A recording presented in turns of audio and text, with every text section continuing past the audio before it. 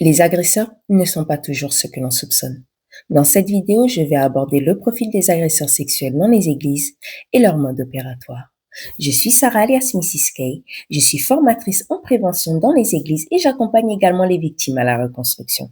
Mon objectif est de pouvoir sensibiliser, équiper, protéger aussi bien les fidèles que les responsables et l'institution divine que représente l'Église. N'oubliez pas, la prévention est la première des protections, car oui, malheureusement, nos églises sont également touchées par ce fléau. Parlons d'un constat.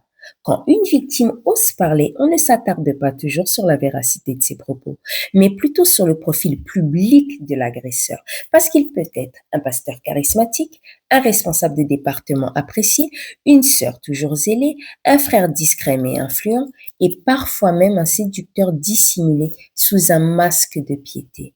Ce qui les rend dangereux, ce n'est pas uniquement ce qu'ils font, mais c'est le masque qu'ils portent. Parce qu'en public, ce sont des modèles, mais en privé, ce sont des vrais manipulateurs. Voici un de leurs modes opératoires. Ils utilisent la foi comme un outil d'emprise et de silence pour la victime. Ils utilisent souvent la phrase «ne touche pas à mon oin si tu me dénonces» et menacent la victime de malédiction divine. Et quand ils se font attraper, ils présentent l'agression comme une faiblesse de la chair ou une tentation venue du diable. Mais ce n'est pas une faiblesse, c'est un crime. Et d'ailleurs, il est également puni par la loi.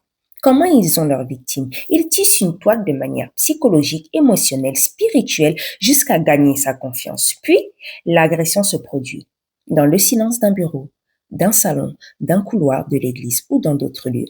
Alors, comment faire quand une accusation vous est reportée? Tout d'abord, prenez du recul. Ne réagissez pas dans l'émotion ou la défense automatique à cause de l'attachement que vous avez avec la personne. Non. Faites la part entre vos sentiments et la gravité des faits. Vous savez, aimer et apprécier quelqu'un ne veut pas dire qu'il est incapable du pire. Examiner une accusation n'est pas une trahison, c'est une responsabilité. Donc, analysez avec lucidité pour voir si l'accusation est isolée ou si elle est récurrente. S'il y a d'autres signaux que peut-être que vous avez ignorés, posez des questions avec discrétion, bien évidemment, à son entourage, pas pour colporter, mais pour pouvoir observer, discerner, et peut-être qu'il y aura des confidences qui vont surgir. Vous voyez, peut-être que si vous avez oublié des signaux et que cela fera sens pour vous, mais il faut également protéger la victime qui a témoigné, même si vous n'avez pas encore toutes les réponses.